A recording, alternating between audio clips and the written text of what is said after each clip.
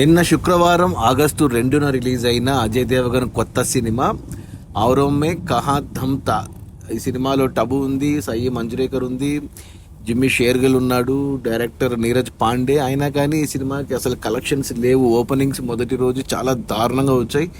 కేవలం 2 కోట్లు నెట్ మాత్రమే వచ్చింది. అజయ్ దేవగన్కి నాకు తెలిసి ఇదే పూరెస్ట్ ఓపెనింగ్ ఈ సినిమా. ఎందుకో ఈ సినిమా పాత సినిమా ఇప్పుడు రిలీజ్ అయినట్టు అనిపించింది నాకు. ఇంకా చూడలేదు నేను.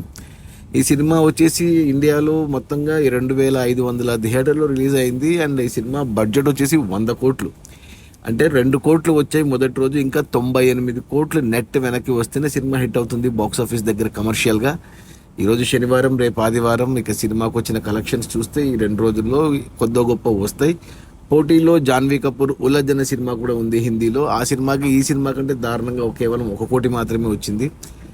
సో కష్టమే ఈ సినిమా 100 కోట్లు కలెక్ట్ చేయడం అనేది. సో సినిమా కమర్షియల్గా డిజాస్టరే అని చెప్పాలి. ఇక ఆగస్టు 15 వరకు సినిమాలు ఏమి లేవు కాబట్టి కొత్త సినిమాలు మరి ఎంత కలెక్ట్ చేస్తుందో టోటల్ రన్లో చూడాలి. అది మన అజయ్ దేవగన్ టబుల కొత్త హిందీ సినిమా ఔరోం మే కహా ధమ్ తా అనే ఈ సినిమా రిలీజ్ అయిన మొదటి రోజు 2 కోట్ల నెట్. సినిమా బడ్జెట్ 100 కోట్లు అయితే మరో 98 కోట్లు నెట్ వస్తేనే హిట్ అవుతుంది బాక్స్ ఆఫీస్ దగ్గర కమర్షియల్గా. కష్టమే. Okay, bye.